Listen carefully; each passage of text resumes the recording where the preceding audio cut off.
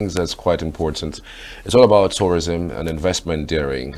We have with us live in the studio a tourism investment expert, Mrs. Choma Obi. Good to have you. Good morning. Thank you. Good morning. How do you do? I'm fine. Very well. Fantastic. I do not know if you feel that we have really tapped the full potential of tourism in Nigeria.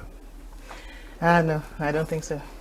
Have we even started? Nah, we haven't. There's a lot we still need to do because we have a lot. We have a lot that we don't even know we have. Really? That's the most important thing. And I think there's still a little bit of ignorance in the play here because we still do not know what we have. It's when we know what we have. You know, we're still discovering more caves, tourist sites, waterfalls in Enugu alone. Really? Yes. So it's when we actually know and we're able to have a database of tourist sites we have in Enugu. Let me use Enugu as an example. We're not even talking about the southeast and then Nigeria as a whole. By the time we're able to put it together, then we can say, yes, we have started from somewhere. Well, how much are we losing by not tapping into this space? It's like saying how much revenue from oil are we losing by not tapping into this space because Nigeria is, would I say so fertile, so vast. We have the geography, we have the land, we have, in fact, we have it in its virgin state, which is what the world is looking for right now. You understand? It's if you look at it, there's this shift. It's no more people going to look at the tall buildings and what you have made and all that. It's beginning to be eco-friendly. People are beginning to go green, and that is what we have. So we are looking at a country that has everything the world is looking for. We are looking at a country that is rich in what the world wants to see right now. That's why we have a number of tourists from outside Nigeria beginning to. It's like Enugu is beginning to come up and they're beginning to like what they are hearing because in most cases you have to market your destination for them to hear it. And good thing the governor has done a lot about security, so we're looking like the beautiful bride right now in Stan. So, but I think a lot still needs to be done in general. Yeah. You know, I know of a few countries on the African continent that leverage their economy on, you know, tourism. Just tourism. Talk about Rwanda, talk about even South Africa beyond the goal that they have. You know, so you would wonder why on earth that successive governments, but whether they're local, state, or even federal government, haven't tapped into it. The very few times you would hear a government that's campaigning say to you, anything about we're going to invest in tourism. Like, no, I think our problem is foundational. If you look at it, it's just recently that would I say secondary schools, very few pockets, secondary schools are beginning to tourism clubs. You understand? We're still looking at it as clubs. But in other nations, we see that because they know the potential in this, because they know what they stand to gain from it, you see them actually having courses in tourism. Let's start from the foundation, because it's when you tell somebody that you're supposed to read these sciences and then you tell the person what the science is supposed to do for the person in future, that's when the person gets serious with it, you understand? The person wants to learn it because he or she knows this is what I'm going to use it for in future. But where you come up and it's looked at like a hobby, that's where our problem is starting from. And then you now come up to the universities, the higher institutions, and you see them merging tourism with, let's say, archaeology, or tourism and, what would I call it? Some will tell you tourism and geographical studies, or something like that. I've heard departments like that. Tourism is supposed to be on its own. It is so vast. Now, I run my school, Jan's Travel Business School, and I'll tell you that a lot of times when we are done training people who are aspiring travelpreneurs, you get, I didn't know things like this were possible, because we now present them with, you have up to, let me say, at least 18 opportunities that you can get into as somebody who is in the sector. You understand? You're not talking about the travel bloggers. You're not talking about those who are consultants or visa assistants or the educational tour, the relocation experts and all that. There's a lot. You understand? And because our problem is coming from they did not know. That's why I said something about ignorance. It's playing a major role here. They didn't know. They were not informed. They're just getting to know.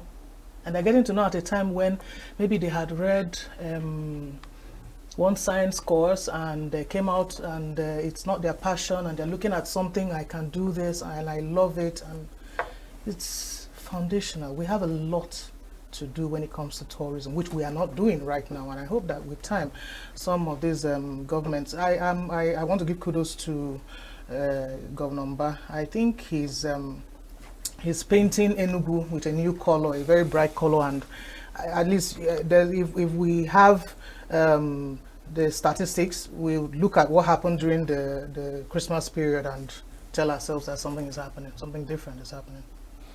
All right, so speaking of investment, especially for Enugu State, because that's where we're located, what are the opportunities if somebody says, you know what, I'm trying to get into this space, where do I start from, where do I go to, who do I meet? You know, like you mentioned, there's just this level of little information or even no information about it, and some persons also say, like, how do you even make monies from it?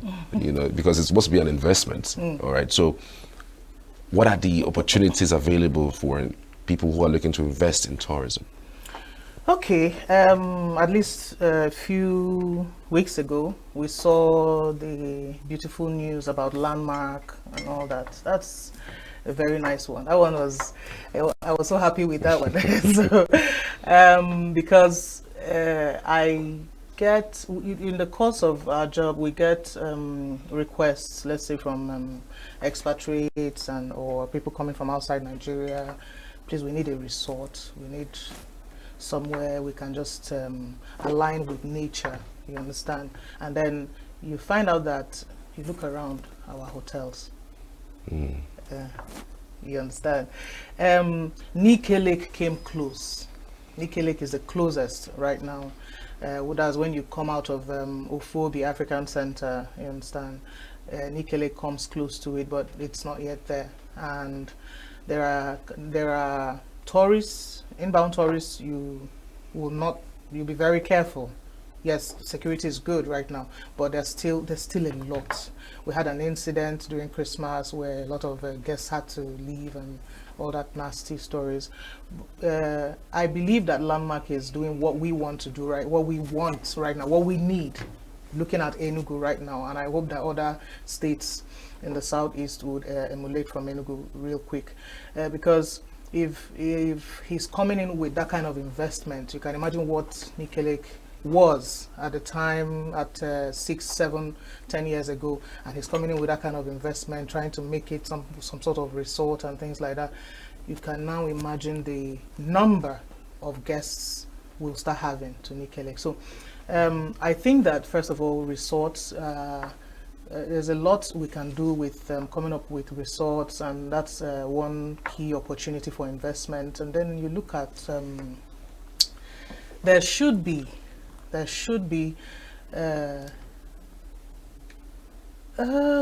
think I saw something like that a few weeks ago, 2-3 weeks ago. We had the governor on a tour trying to put something together about trying to replicate what is happening at the Lekki Conservation, the Canopy Walkway. That's a brilliant one. That's another investment opportunity. Then we now have pockets, the smaller investments coming up, which I think we need to encourage people coming into the state to put together, let's say, museum, not just the regular museum that we have, but a traditional museum. Because look at it, you come into a place or you're in a gathering, and then the Oja, you start hearing the Oja. What does it do to you? I don't know about you, but for me, it's like home.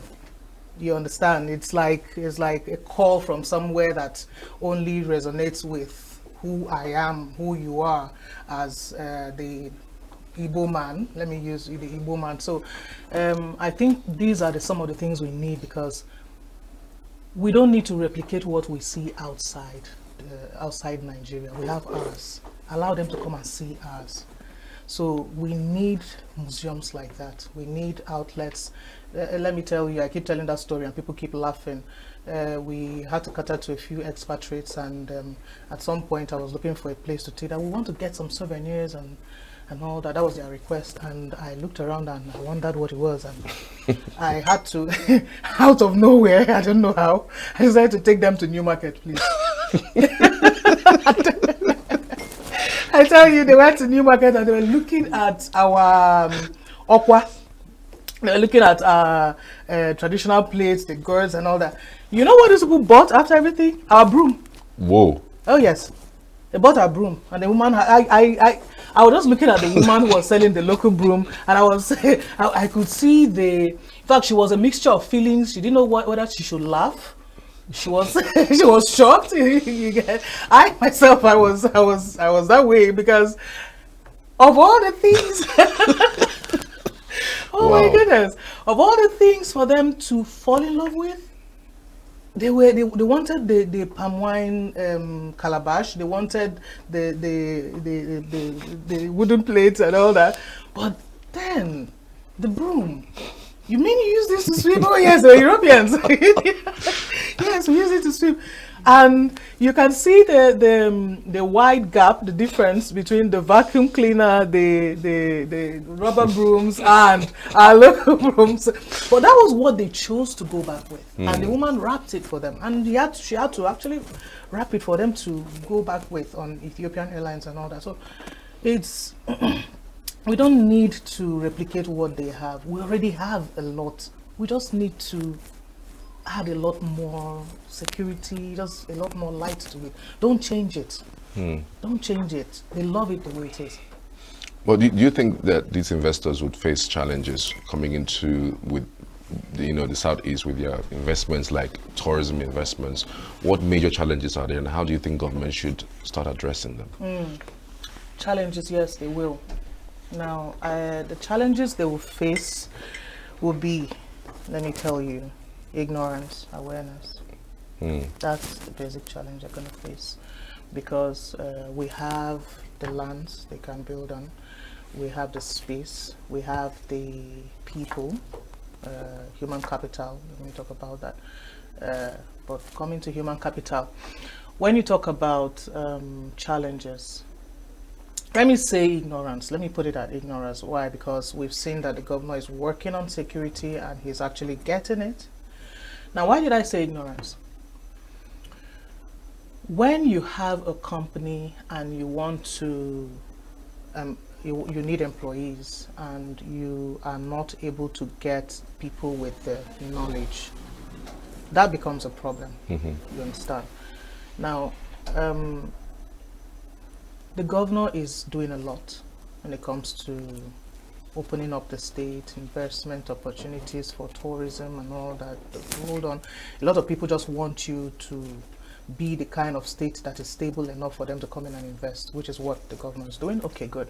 Now, a lot of people have also seen that he's interested in tourism, especially with what has been going on. Now, if we have investors coming in, and they have to get people from Lagos to come and work in Enugu State, or they have to get people from Abuja to come and work in Enugu. How have we even progressed? We haven't grown. We've not done anything different. But that is where awareness comes in. That is where skill acquisition comes in. That is where knowledge-based training comes in. That's the reason why our school was established, because we know that there's a gap. Now, I was in a meeting the other day with one of the stakeholders, and she mentioned that she's not able to get the right employees for her office. Why? Because there's a gap. You go to hotels and you find out that what you see, the case of what I ordered versus what I got. What you see online is different from what you see on site. You see the 4-star and all that and beautiful pictures, and then when you come in, there's a problem. The way you're received is a lot. That's number one.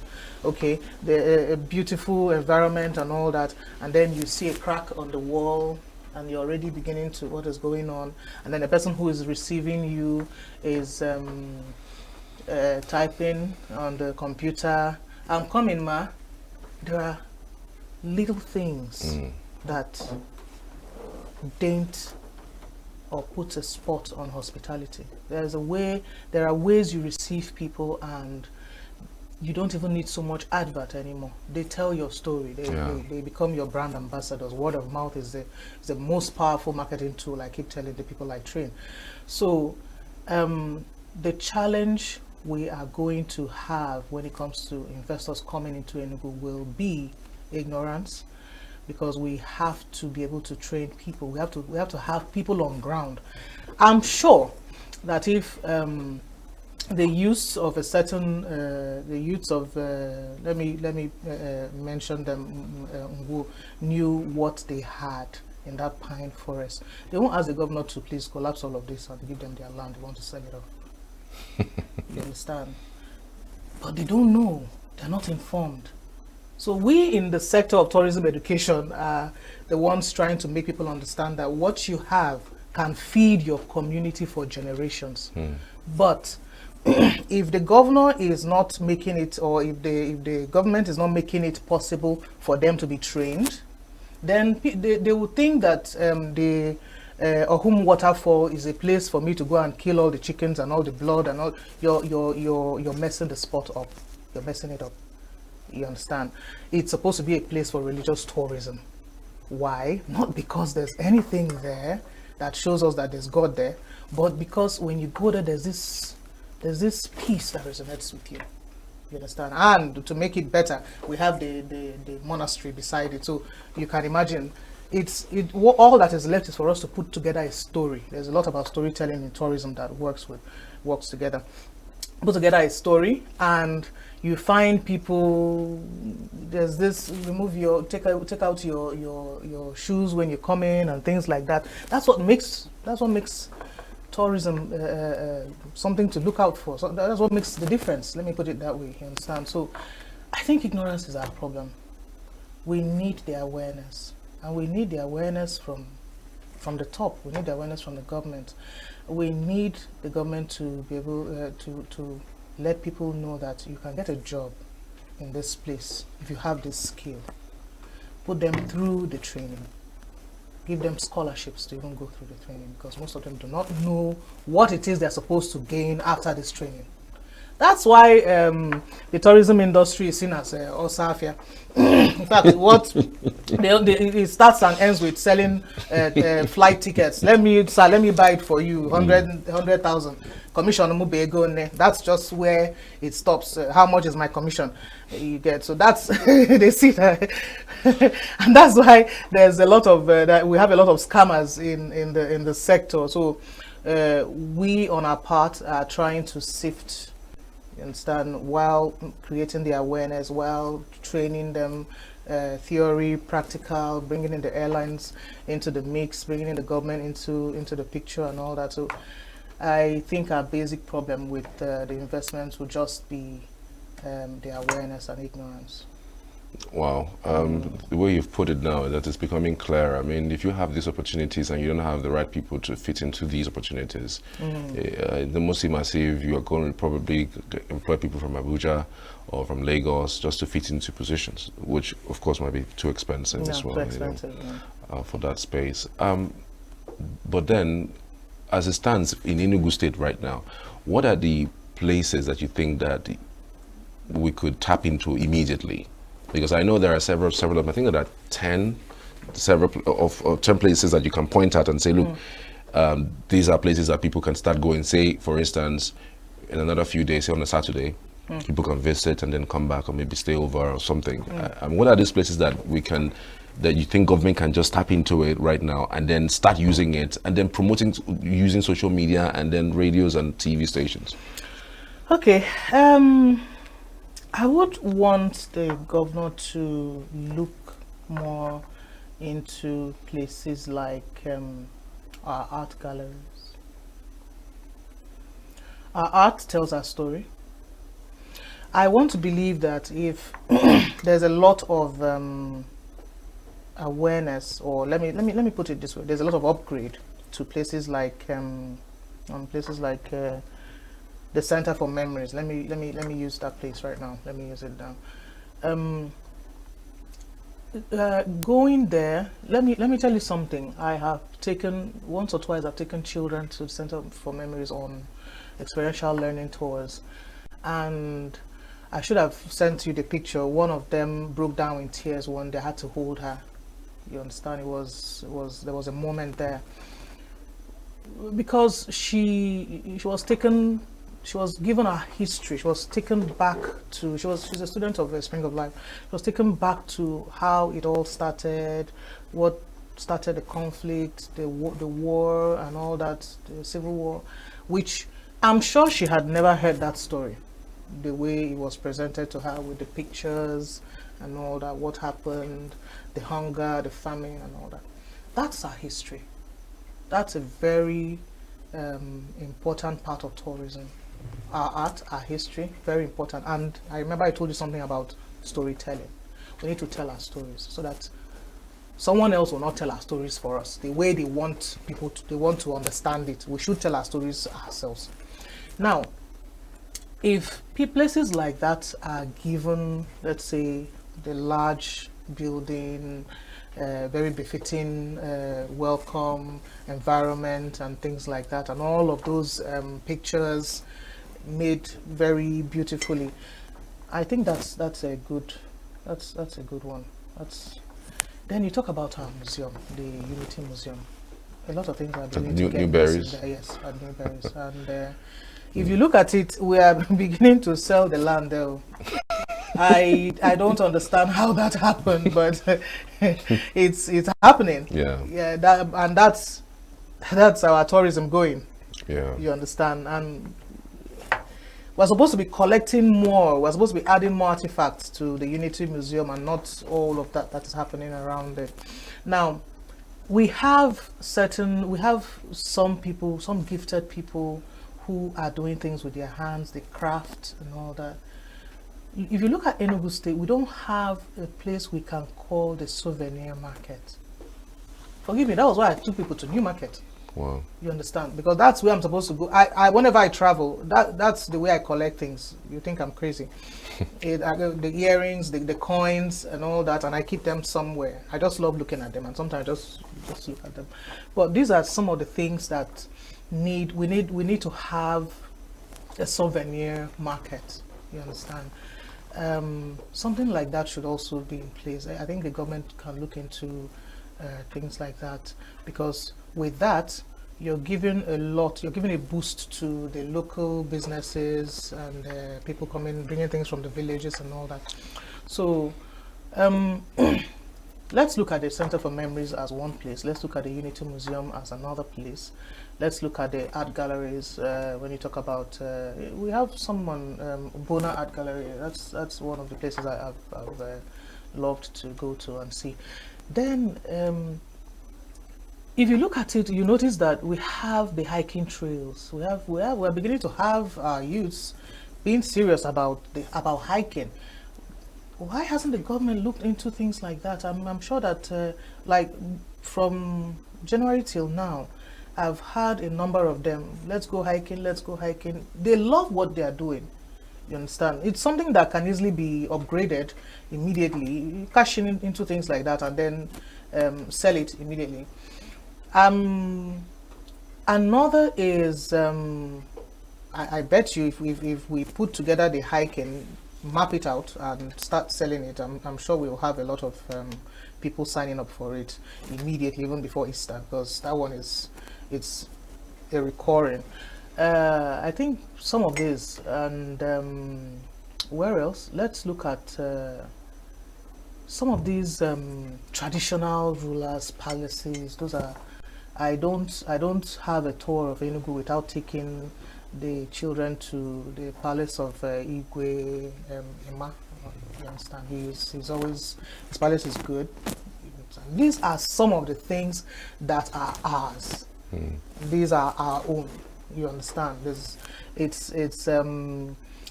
those are the things that identify us as a people. So I think these are some of the things that the governor can easily put together immediately. And in fact, by Easter, we're able to sell something good while he works on the capital-intensive opportunities. Yeah, I mean, you mentioned earlier about security. A lot of people would think some of these sites that we have are located in several local government areas that are quite farther than the 4 or 5 local government or urban areas in Enugu. So you would think maybe those places beyond the upgrade, like you mentioned, how about transportation to those places and then security as well? I mean, it's something to think through. Yes, it is. Okay, now if we look at the recent times, talk about from let's say mid last year till now, you'll notice that to a great percentage we have some sanity with all the incidents we had, let me say 2 years ago and all that. That's a start. We can't get it all in one day, definitely. We just need to keep progressing. Now, I want to be 100% sure that when the governor was visiting the Nsude pyramid, he definitely had plans put in place to ensure that people can access, because the number one thing is accessibility. If you're not able to access a destination or a tour site, I don't see what we are doing. Whatever investment you put in there, you're on your own. Now, recently the Mako spring, we started having, what do you call it, frequent transportation to the place, and even taking people into where the area where the spring is. Why? Because we started having a great number of requests for Mako Spring. So if the governor is taking an example, the governor is going towards the Nsude pyramid and trying to put something there, I'm sure that you won't even need to do much. With the kind of road transportation network is trying to put in place, I'm sure that we'll have buses taking people there with time. So all we need is that infrastructure, the road network to the place. Now, it will be a waste of time if he does not get the community involved. Let me tell you, a lot of the things that happen, the nasty things that happen, I'm sure that a good number of them, a good number of people in that community would know 1 or 2 things about it. Yeah. So if you're talking about security and you're putting something here away from the urban center, definitely you should have a way to get the community involved. Now, see, it works this way. If the youths are involved in what you're doing, they won't want anyone to mess it up for them. Absolutely. Because they are earning from it and earning from it the right way, you understand? Now, what you're going to do is ensure that they are employed there. Human capital, ignorance, you see what I told you about skill acquisition, and ensure that they know what it is you're doing there, so they don't think that you're taking away their land. That's number one. Now, when they know what you're doing there, helping you or working with the government, let me not use the help, working with the government this time to ensure that there's security to that destination won't be a problem. When a particular village chief notices that, okay, people that are coming to see this tourist attraction in my community would always come with, let's say, cola, which is the normal thing, cola, or when they come, I'll surely earn something from it, from the money they'll pay for, pay the tour guide or something like that. Then I'll be careful not to let anything happen. In fact, if I'm the village chief and something happens, I'll be the one to take it up. Who did this? So I think the government will do well to work with the community closely. In fact, it's supposed to be the government and the community, because you don't situate something in a community and those who own the land, you're not working with them. I think that's one of the ways he can handle security to a very large extent, aside putting together the force, the security forces and all that. So, do you think our cultural practices hinder investment opportunities in tourism? our cultural practices do not.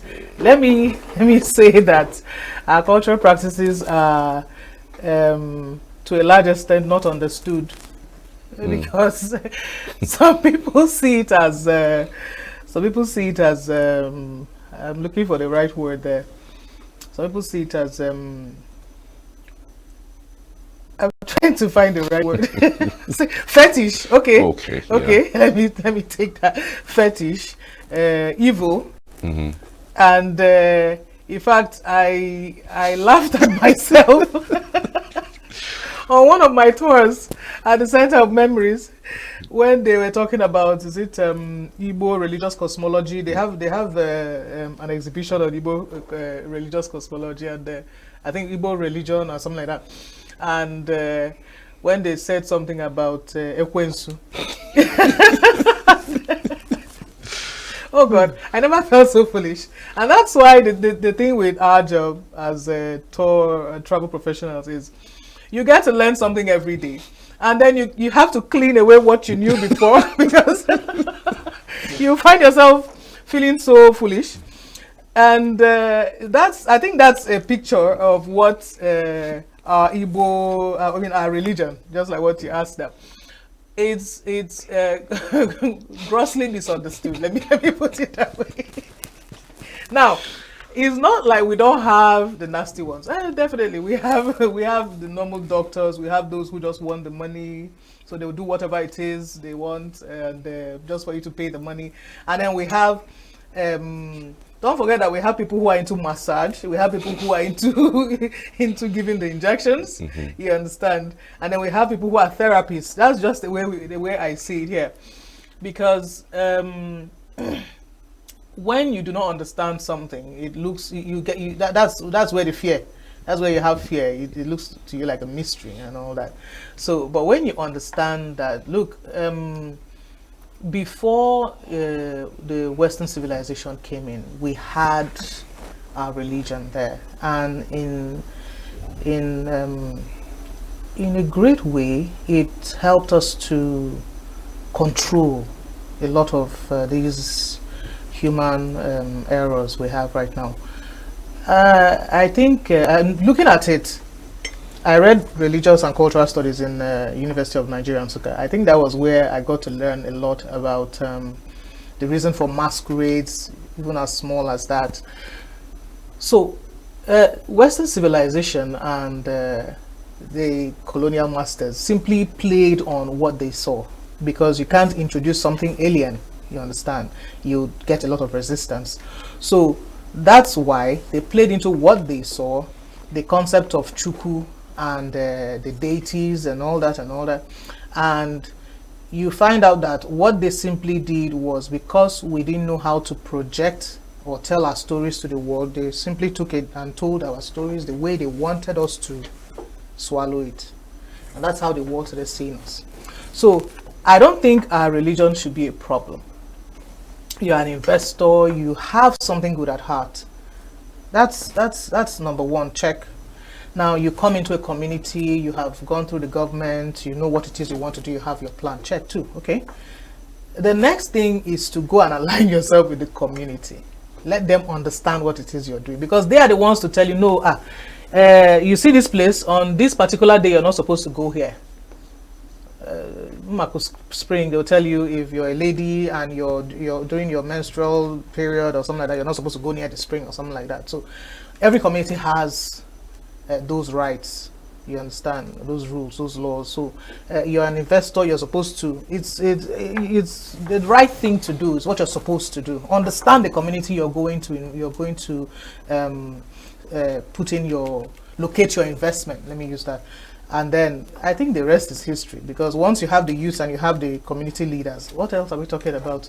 So it's not supposed to be a hindrance if you do things the right way. Yeah, but again, in doing things the right way, see how difficult it is to even get land to develop. Even government is is squeezed by the communities.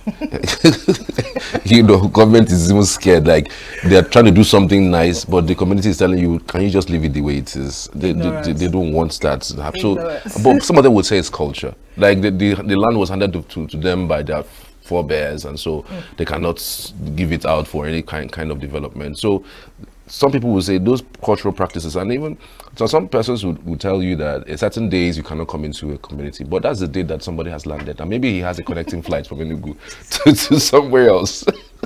So, you know, some of those cultural practices, some people will say that's the reason why investment in tourism hasn't really worked in the Southeast, because I really don't know. All these places that we travel to all the time, Lebanon, we go to South Africa, we go to Rwanda, Tanzania. I mean, those places, we have it in Nigeria, but we haven't developed them. They have all those rights. They have all those traditions, please. Yes, they do. They do. But So now, they have. That was why I said something. I keep repeating it. Ignorance, awareness. At least they know.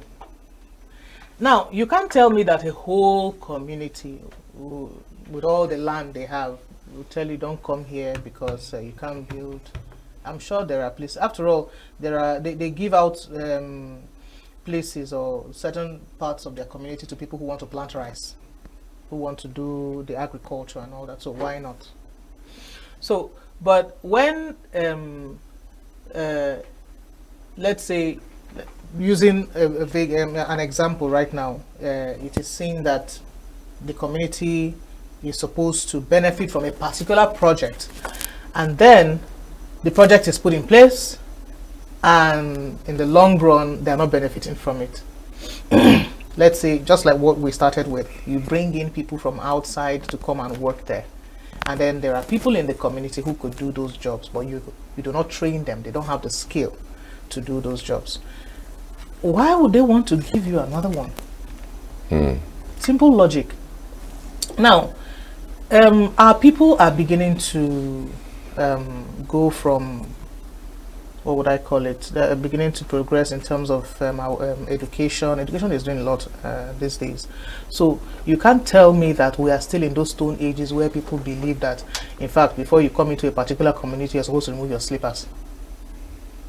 Or else somebody will not stay in Malaysia and call and call what is his name to please put together something for me so that it will work for me in Malaysia. You know, we are beginning to evolve. We are coming out from times like that. It's no longer what it used to be. So if they can give people, don't forget that a lot of people who come in to set up something on agriculture, they give it to them because in the long run, at least they know that they can steal from it in one way or the other. If there's hunger and you're not telling me the story I want to hear, then I'm not sure I want to play with you. You understand? So I think the governor needs to do, not just him, whoever, well, every capital investment will have to come through the government, but he needs to let the community be aware of what it is he's doing, alongside every other person who is coming to invest in a community. It's a give and take thing. Once they understand that this is what you're going to gain from it, all of that would not be a problem. All those countries you mentioned, they have the rights, they have the traditions, they know where to tell you don't cross this line, but you can. So it's like meeting them halfway. I'm not sure. I think we just need to do more. That's it, right? all right. We want to say a very big thank you to you, Chioma Obi, an investment expert when it comes to tourism. We truly, really appreciate you. And I don't know, what currently are you working on? Okay, currently, a few years ago, we started Jan's Travel Business School, like I told you. It's not, we noticed that, number one, there are people who want to know what it is you're doing. You say you're in tourism and you're doing well, and okay, can I learn your business? Is it something I can do, and things like that. So 2-3 years ago, we decided on the school, which we have gotten accredited. We're still working on more accreditations and all that, but we're accredited by the National Council for Management Development. So Right now, the school is going through a phase where we are massively on making sure that people get to know that there are a lot of opportunities in the sector. So if you're coming in, you can come in, but you have to have the basic knowledge. That's one. You have to do it the right way. You have to adhere to the ethics of the profession. Okay. So that we don't get to see a lot of scams. I'm sure if people knew, a lot of these scammers will not go away with it. Sure. You can't come into my office and tell me you're crying 5 million. How the world did you give the person 5 million without due diligence, without checking if the person is licensed, without checking if the person is duly registered by the normal associations that, or the government and all that? These are some of the issues. So we're more on trying to sensitize people, try to create awareness on what the industry is about and what you're supposed to do when you get into the industry and the opportunities that are there for you, especially for youths that are coming out of school. And they keep coming out every year. You can imagine the number at the NYSC camp right now. That's number one. And secondly, because of, I think we had a lot of activities coming from the domestic tourism conference we put together last year, in November last year, which it was more like an eye-opener. So I think currently we're working on this year's domestic tourism, and we have a lot of goodwill coming from key people in the state. Let me put it that way, the Southeast in general, not just Enugu State. So that's what we're working on right now. We're beginning to transform the school into something you can access online, because of proximity to other eastern states and all that. So that's what we're working on. We're hoping that Signature TV will be there at the Domestic Tourism Conference this year. Surely, if we're invited. Definitely. All right, thank you so much, Mrs. Chioma-Obi. Thank you so much. I truly appreciate your insights on the show this morning. Thank you. Mrs. Chioma-Obi is a tourism investments expert, but at least, just in case you're looking to get into that space, you know where to go to. All right? Thank you for joining us once again. Truly appreciate you. Signature TV. News in your pocket.